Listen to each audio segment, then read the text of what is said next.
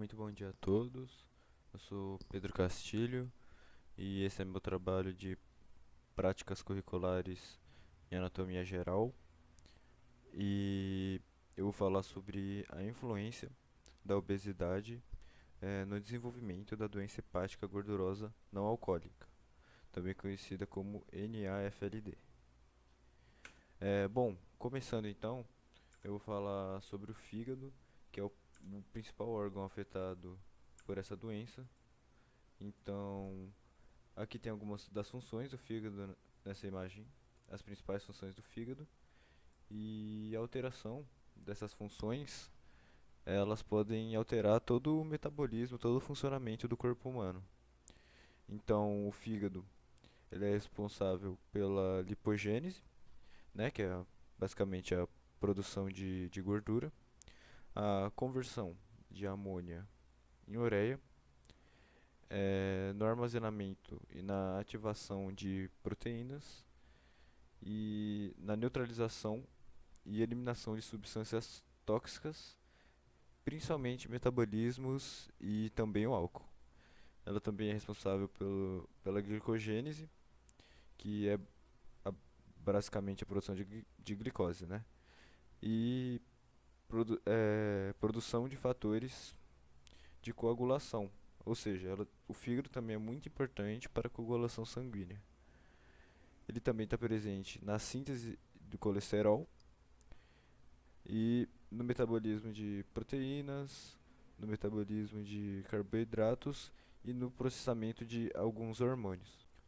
Bom, então a doença hepática gordurosa não alcoólica, ela é caracterizada pela abundância de gordura no fígado, quando o fígado ele fica de 5 a 10% mais pesado.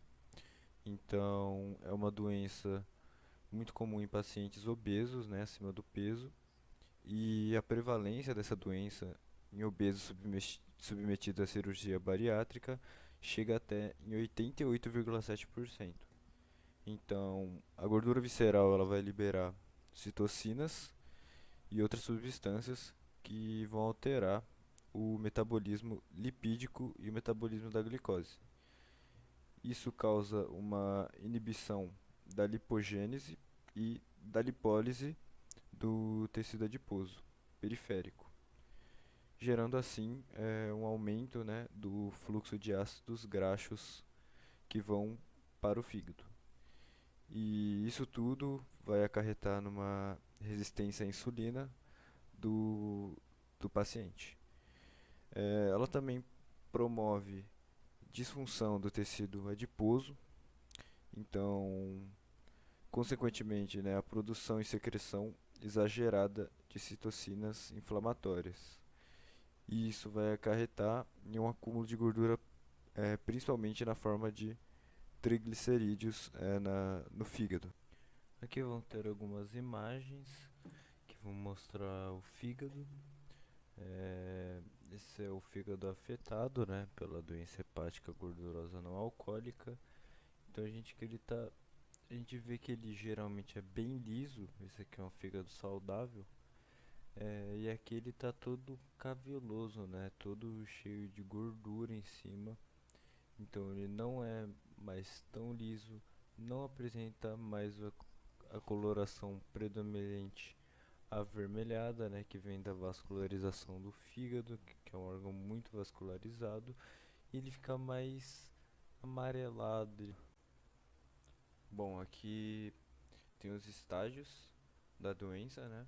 Começando pela esteatose, que é basicamente o acúmulo de gordura nos hepatócitos, e é um processo completamente reversível. Em seguida tem a esteatohepatite, e esse acúmulo de gordura ele vai começar a provocar inflamações, e isso vai começar a alterar as funções do fígado. Continua sendo um processo reversível, porém com mais dificuldade do que a esteatose. Depois tem a cirrose, que é a desorganização dos hepatócitos, com alteração quase que total, né, da função do órgão.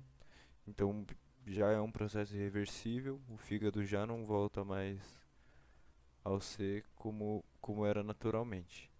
E por último a gente tem o carcinoma hepatocelular, que é basicamente o câncer de fígado, que também é reversível, né? Não tem como voltar atrás.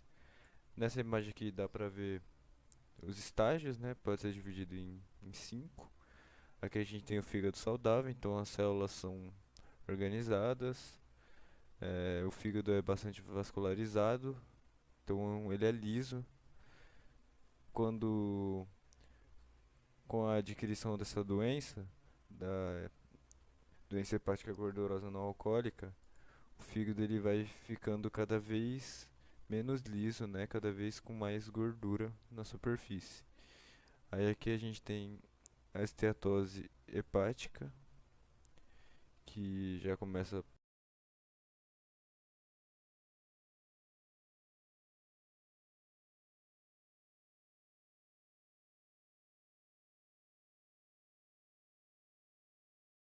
irreversível.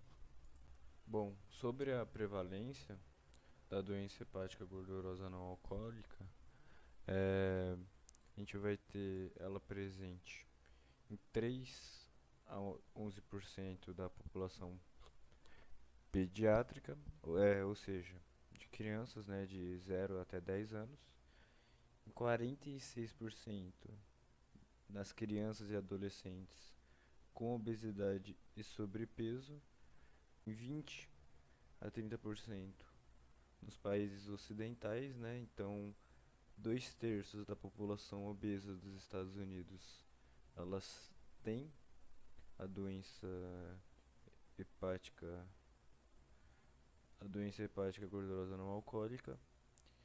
É, e na maioria dos países, né, do mundo, ela está presente de 10 a 24% da população. Então a gente tem uma média de 17%, que nos países asiáticos essa média cai bastante, né? Nos países asiáticos e nos africanos, devido à baixa renda. É uma doença que está ligada à renda, né? Então,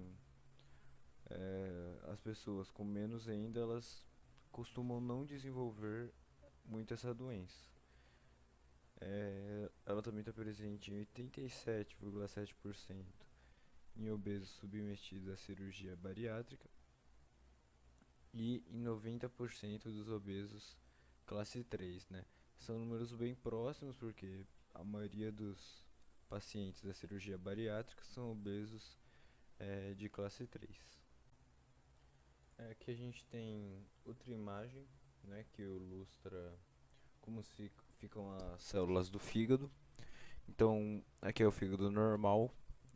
A gente vê células completamente organizadas, né? Aqui esse azulzinho são os núcleos e tem toda a organização dos hepatócitos também em volta, né? No resto do corpo celular. Aqui já tem um fígado com esteatose, então a gente vê que já ocorre o acúmulo de gordura, né? Em cada célula dessa aqui vai ocorrer o acúmulo de gordura, né, no citoplasma da célula. E isso aqui já fica bem visível, já fica bem perceptível no fígado, né? E por último, a gente vai ter aqui a cirrose, né? Que é a gordura, ela já passa a ser substituída pela fibrose, que são esses caminhos aqui, né, que passam pelo meio da célula. Que já começa a acontecer nas células que foram desorganizadas, né? E que foram juntadas, foram acumuladas com gordura, né? E é um processo completamente reversível, não tem mais como voltar atrás. O fígado do paciente vai ficar assim até o dia de sua morte, para sempre. Sobre o diagnóstico da doença hepática gordurosa não alcoólica, ela predominantemente é assintomática, né?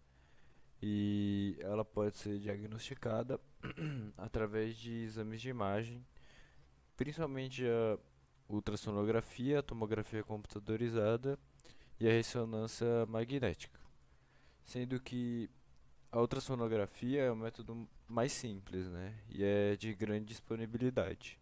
Então ela tem sensibilidade de 79% e especificidade de 85%.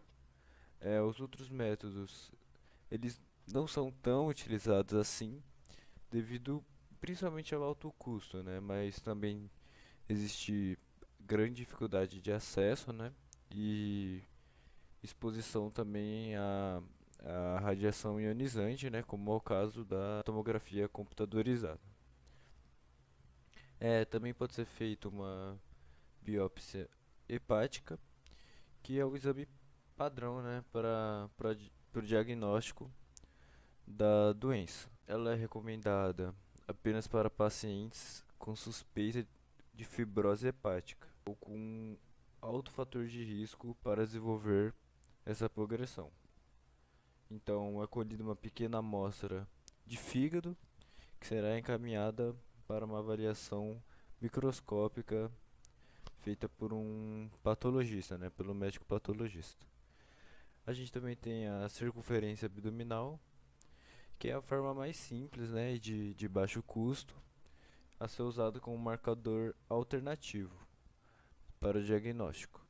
Então, ela é um dos critérios de diagnóstico propostos pela International Diabetes Federation em adolescentes e tem sido identificada como um preditor importante, né, na síndrome metabólica e também no risco de doenças cardiovasculares e da doença hepática gordurosa não alcoólica.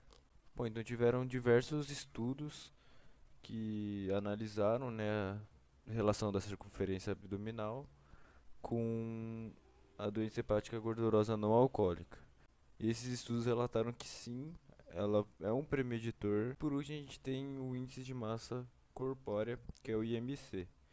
Ele é relacionado com maior risco de desenvolvimento de diabetes e também da NAFLD, né? Então, o alto nível do IMC, ele está, na maioria dos pacientes, ele está associado, né, com o desenvolvimento dessas duas doenças. Bom, aqui a gente tem algumas imagens, né, que ilustram alguns dos métodos citados anteriormente. Então tem a ultrassonografia, né, que é feito um ultrassom na região do abdômen, né, do fígado. A biópsia hepática, que, né, ocorre ali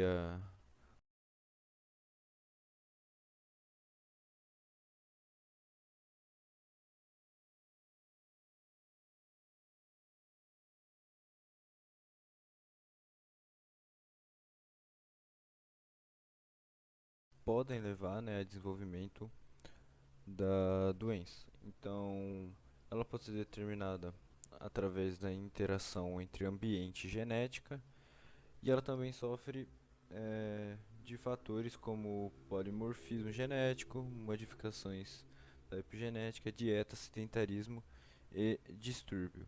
Então aqui a gente tem as doenças primárias relacionadas, né, as principais, que seriam a obesidade, diabetes tipo 2, dislipidemia e hipertensão arterial. Então essas doenças elas estão envolvidas, também estão relacionadas com a síndrome metabólica. E as doenças secundárias, que são basicamente a hepatite C crônica, síndrome ovários policísticos, hipotiroidismo e apneia do sono. Então, essas doenças são os principais fatores, né, que levam ao desenvolvimento da doença hepática gordurosa não alcoólica.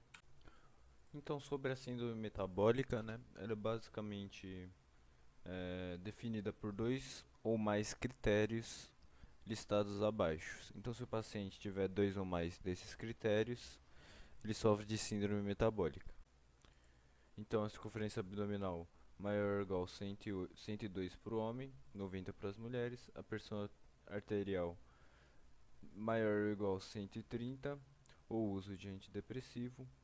O triglicerídeos plasmáticos maior ou igual a 150, o tratamento medicamentoso específico, o home score, né, que é uma forma também de medir a resistência à insulina, maior ou igual a 2,5, colesterol HDL menor que 40 para homem e menor que 50 para mulher, ou utilização de algum medicamento específico para tratamento.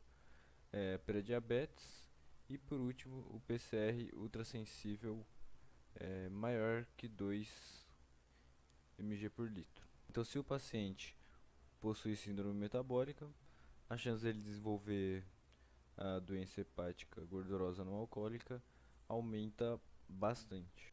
Bom, então falando um pouco mais sobre a fisiopatologia da doença hepática não alcoólica, vai ocorrer então a resistência à insulina, então ela não vai conseguir atuar corretamente no tecido adiposo, isso vai causar a lipólise no tecido adiposo e também o aumento de ácidos graxos livres no plasma. Esses ácidos graxos livres, eles serão produzidos pela lipólise e pelos músculos, né? Os músculos vão liberar mais ácidos graxos livres. Então, esses ácidos graxos vão ser absorvidos, captados, né, pelo fígado e incorporados ou na forma de triglicerídeos ou vão ser oxidados na mitocôndria, nos peroxissomos ou microssomos. E isso pode causar um grande dano ao fígado.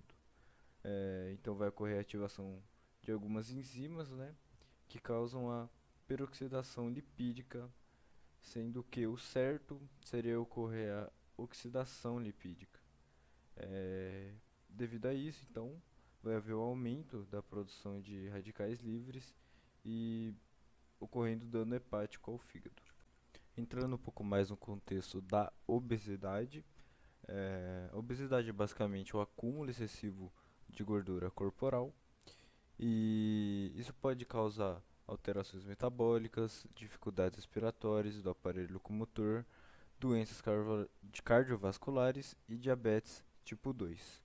Então, o principal diagnóstico, né, da obesidade é o IMC, que é o índice de massa corpórea.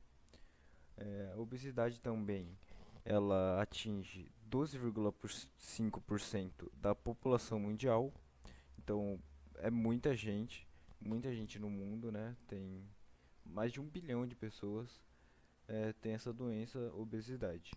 Sendo que no Brasil, 8,9% dos homens e 13,1% das mulheres são obesos. Então, alguns métodos de prevenção da obesidade são a dieta, prática de atividade física e assistência multiprofissional. Então, aqui a gente tem algumas imagens, né? Aqui é a obesidade e redução da expectativa de vida em anos. Então, no México, existe uma redução de 4,2 anos de vida para os obesos, na Rússia 3,9, no Brasil 3,3. Aqui a gente também tem uma taxa de sobrepeso, tem algumas regiões que tem bastante, tem algumas que tem menos. E aqui é um gráfico que mostra o custo, né, da obesidade nos países, então o quanto se gasta em saúde, quantos obesos gastam em saúde em cada país aqui. O Brasil está aqui com 94,4 dólares por pessoa, né? Bom, aqui um pouco mais sobre os fatores genéticos e metabólicos que podem levar à obesidade. Então, primeiramente, a gente tem o apetite e comportamento alimentar, e que ambos eles sofrem influência genética e há indícios de que no componente genético atue sobre o gasto energético, principalmente sobre a taxa metabólica basal. Então, desordens endócrinas como hipotiroidismo, problemas no hipotálamo, alterações no metabolismo de corticosteroides, hipogonadismo em homens e ovactoremia em mulheres, síndrome do Cushing e síndrome dos ovários polistícios podem também conduzir à obesidade. Outro fator que pode levar à obesidade são as mutações nos genes de hormônios e neuropeptídeos de seus receptores ou de seus elementos regulatórios. Por último, a gente vai ter a participação dos genes na manutenção de peso e gordura corporal. Então, essa influência advém da participação dos genes no controle de vias eferentes, ou seja, na leptina, nutrientes, sinais nervosos, de mecanismos centrais, nos neurotransmissores hipotalâmicos, e de vias aferentes, né, na insulina, na catecolamina e no sistema nervoso autônomo. Então aqui a gente vai ter a relação direta da obesidade com a doença hepática gordurosa não alcoólica.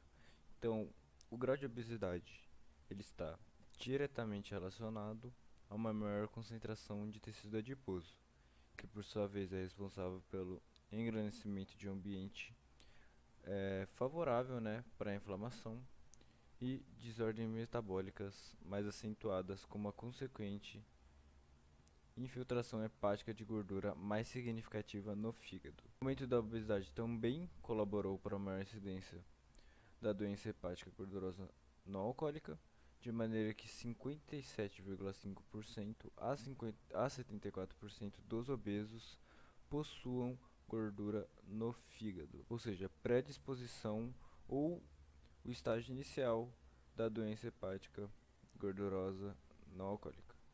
Então aqui eu vou mostrar uma pesquisa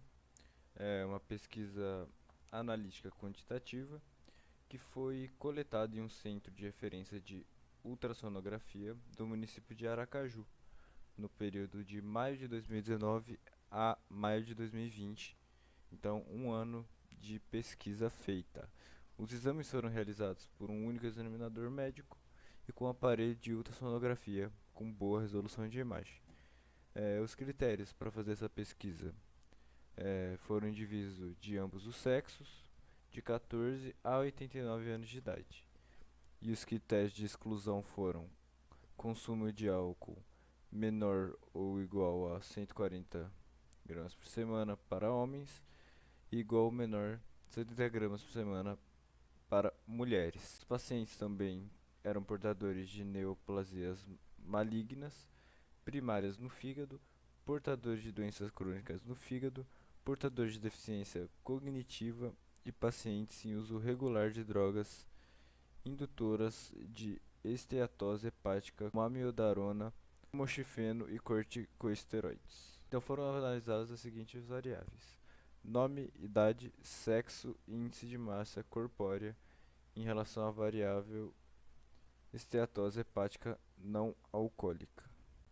Além disso, foram 904 pacientes participantes, sendo 622 mulheres e 282 homens. Então, os participantes responderam um questionário com informações sociodemográficas, né, por exemplo, nome, idade, data de nascimento, uso de medicamentos, frequência de etilismo e presença de hepatopatias crônicas. Foi realizada uma avaliação antropométrica que consistiu na aferição de peso e altura para o cálculo do IMC de cada paciente. E também foi realizado o exame de ultrassonografia abdominal. Bom, a obesidade esteve presente em 235 pacientes, né, 26%, e a presença da esteatose hepática não alcoólica foi vista em 239 pacientes, ou seja, 26,4%. Então, nessa tabela aqui, ela vai mostrar as variáveis, né, que é a idade, peso, altura, IMC. Então, a média das variáveis da idade foi 41, do peso foi 67 kg, da altura 1,61 e do IMC 25,43. Além disso, 655 pacientes não possuíam nenhum grau de infiltração gordurosa, ou seja, o grau 0, né, que é o fígado com ecogenicidade normal. 103 apresentaram grau 1, que é a esteatose leve, com visualização de ecos finos no parênquima hepático e visualização normal do diafragma e de vasos intrahepáticos. 107 pacientes possuíram grau 2, que é a esteatose moderada, com aumento difuso nos ecos finos, visualização prejudicada dos vasos intrahepáticos e diafragma. E 19 pacientes apresentaram grau 3, que seria a esteatose severa, com aumento importante dos ecos finos, com visualização prejudicada ou ausente dos vasos intrahepáticos. Então aqui nesse gráfico dá para ver certinho, né? 74% dos pacientes com grau 0, 12% com grau 1, 12% com grau 2 e apenas 2% com grau 3. A esteatose severa ela é incomum, porém não é ausente. Também houve uma diferença significativa entre o índice de massa corpórea e os graus de esteatose hepática não alcoólica. Então, a mediana do IMC dos pacientes que foram classificados como grau 0 foi bem menor, significativamente menor do que nos graus 1, 2 e 3. Então, nessa tabela aqui a gente consegue observar isso aqui, né? Então, o IMC do grau 0 de esteatose hepática é 23,8, do grau 1 é de 29,9, do grau 2 é de 31,2 e do grau 3 é de 33,5. Então é uma diferença de quase 10 no índice de massa corpórea do grau 0 para o grau 3. Também ocorreu a diferença significativa do IMC em relação à presença de filtração gordurosa hepática.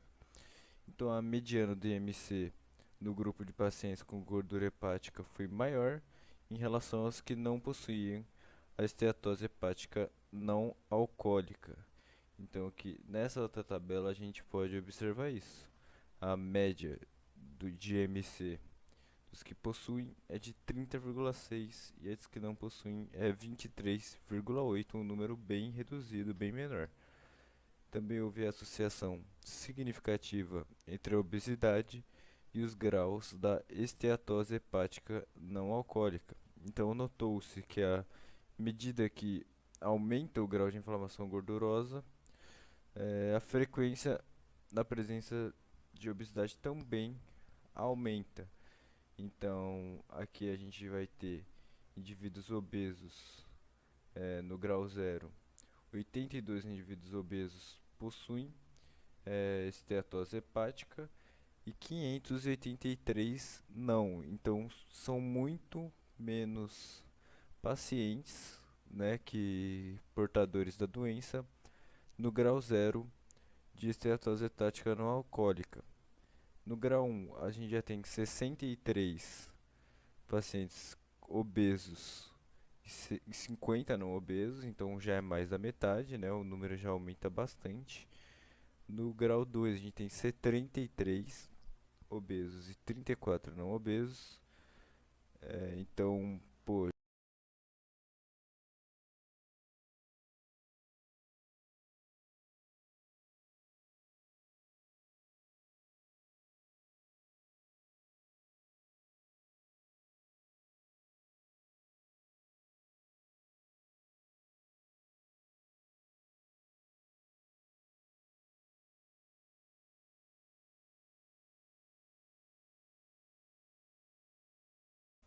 então a gente consegue concluir isso tudo através dessa última tabela aqui, né?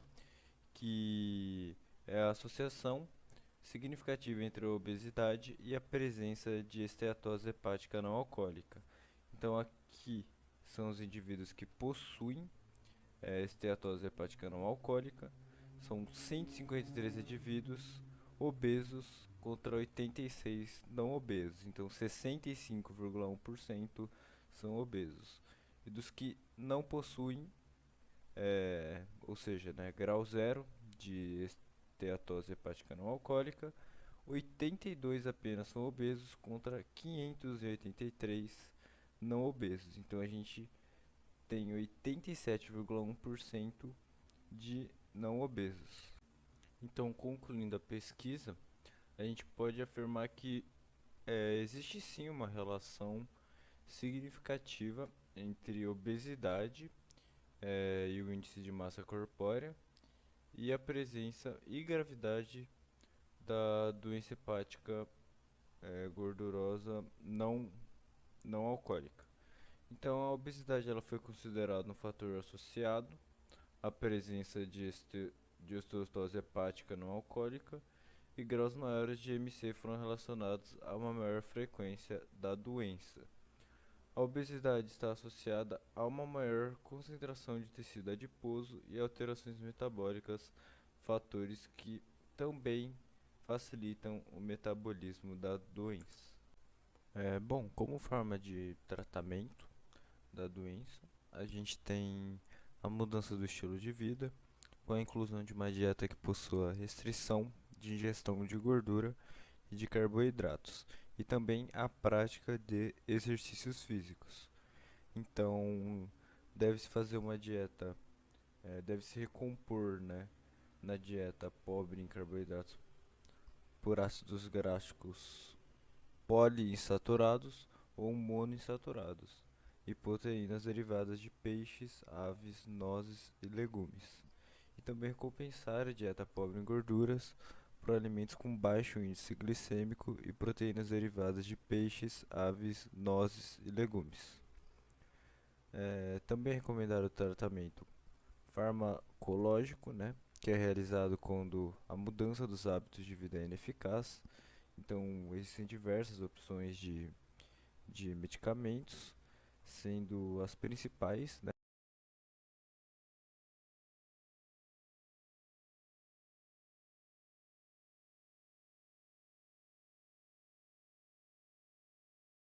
permanecem com baixos níveis de evidência científica no comprovamento, né, se elas ajudam realmente ou não no tratamento da doença.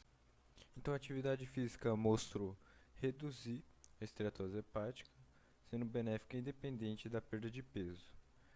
Segundo alguns estudos, né, feitos, é preciso perder em média 7% da gordura corporal para obter uma melhora significativa na doença. E as recomendações específicas da atividade física são variadas, mas recomenda-se entre 90 a 200 minutos por semana, mais ou menos, de uma atividade física moderada a intensa. Exercícios aeróbicos e exercícios de resistência mostram resultados similares. Então, ambos são benéficos e realizados por 40 a 45 minutos diários, por no mínimo 3 vezes por semana, de maneira recorrente. A prática de exercícios físicos possibilita a diminuição de concentração de lipídios no tecido hepático dos pacientes. Então, isso faz com que ocorra a redução da massa gorda abdominal e a gordura saturada circulante no corpo. Então, isso fez com que houvesse uma melhora da função das enzimas hepáticas e ajudou também na regulação do metabolismo corporal.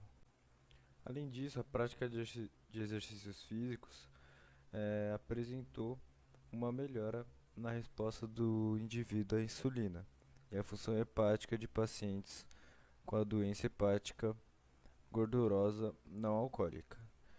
Então foi feito um estudo que verificou mudanças, né, no estilo de vida dos pacientes, então a prática de exercícios físicos e realização de uma dieta com baixa quantidade de calorias por pelo menos 6 meses. Então isso gerou melhoras na histologia hepática, em função da perda de peso gerada pela intervenção.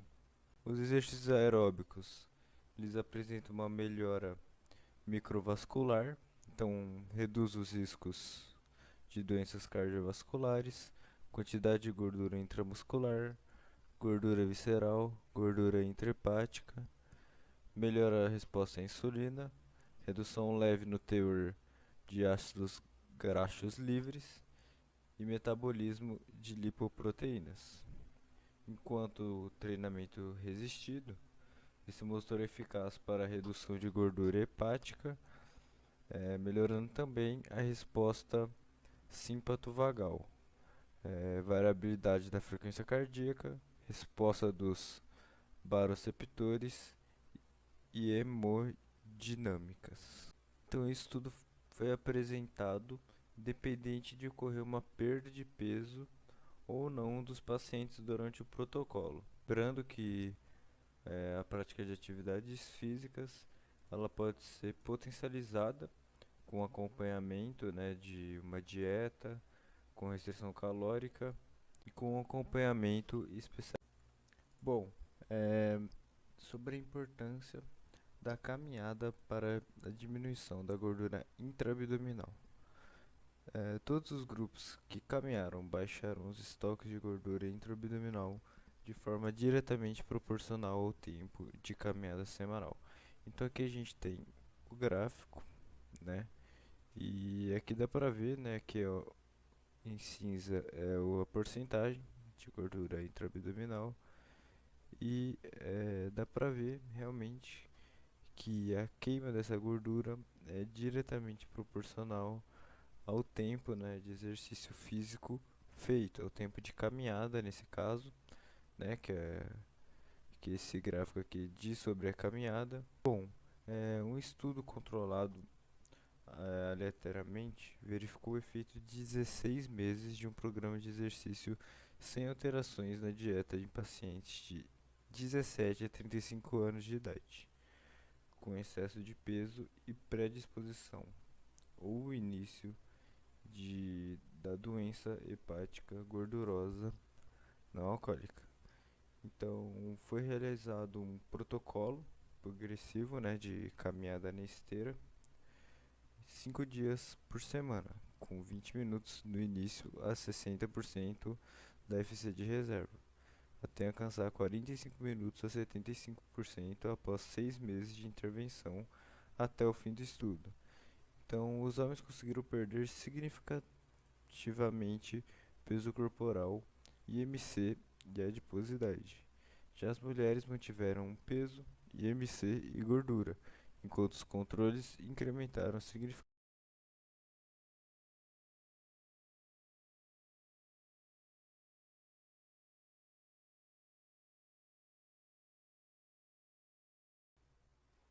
Aqui a gente tem meio que um resumo por cima, que é dos efeitos positivos, né, da atividade física no corpo humano.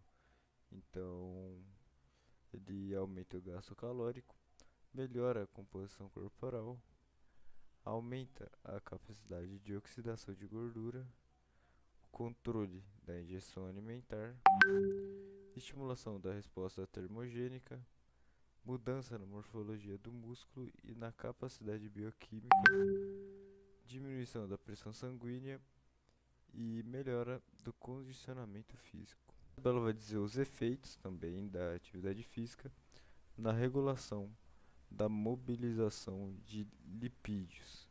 Então aqui a gente vê o aumento de HDL e colesterol, diminuição de massa de gordura, diminuição de BMI, diminuição de leptina, aumento de lipase proteica, diminuição de LDL colesterol, relação LDL-HDL colesterol, diminuição de apoliproteína P, diminuição de triglicerídeos e diminuição de proteína C reativa. E finalmente a gente vai ter aqui, né, os resultados, os principais exercícios ou formas de exercícios que causam melhores resultados no combate a essa doença.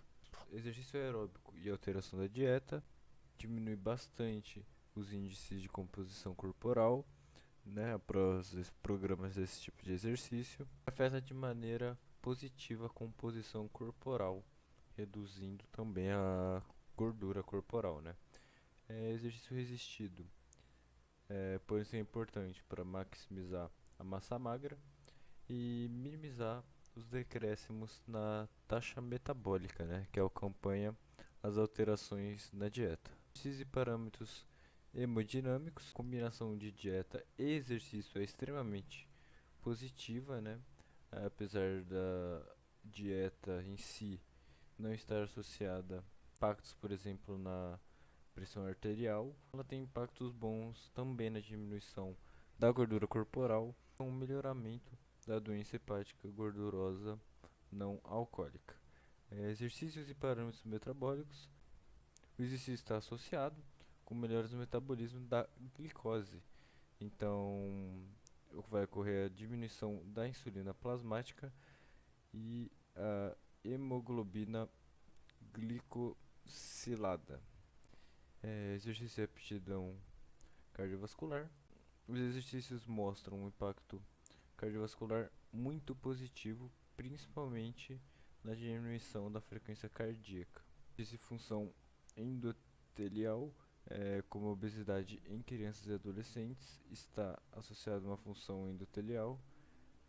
O exercício pode mitigar esse efeito por ação direta no sistema vascular,